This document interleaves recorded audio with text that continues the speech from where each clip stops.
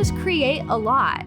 Doesn't have to be a finished masterpiece every time. We are building evidence for who we are as artists every time we create something, no matter how small. My name is Badsnacks. I am a producer, artist, and multi-instrumentalist living in Boston, Massachusetts.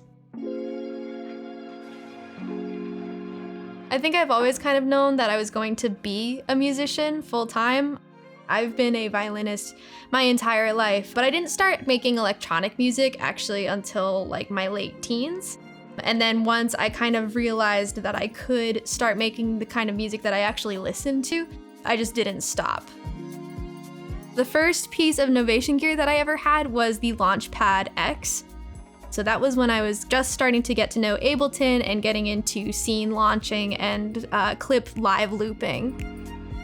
The Launchkey I've had for a couple years now, and that has been like a super workhorse of mine when it comes to live performing. A lot of my productions include software synthesizers, so most of my synth sounds are coming from the box. So to be able to use a MIDI controller keyboard that is Ableton integrated and being able to use my laptop essentially as my catch-all synthesizer, super, super helpful for live performing, yeah. Today, I'm gonna play my song Lucky, and I'm gonna show you how I use the Launchkey 37 and the Launchpad X to perform that. You're lucky that I'm not calling you girl. Lucky is actually the first song that I have ever released with vocals on it. You're lucky that I'm not calling you girl. The arrangement of it has a lot of really fun synthy moments, has a lot of fun vocal processing moments, and a lot of sample chopping. And then there are some bass parts played with some samples, and yeah, just the whole thing it's a really fun song for me to play. My favorite thing about the Launchkey is how easy it is to navigate and how easy it is to map macros, how easy it is to switch between channels. Like I'll have my keyboard on one channel and I'll have my drum pads on another channel, and it makes it just really easy to map my synths to those sounds, to map my automation to the knobs, and to map my samples to the drum pad.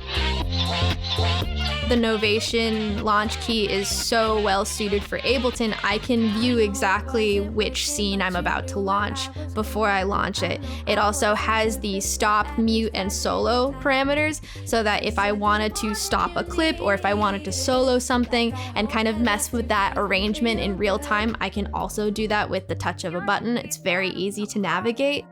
It's pretty limitless what you can do and pretty easy to navigate how to do it. The song that I performed today is a really big indication of how my music is changing because I'm now incorporating vocals.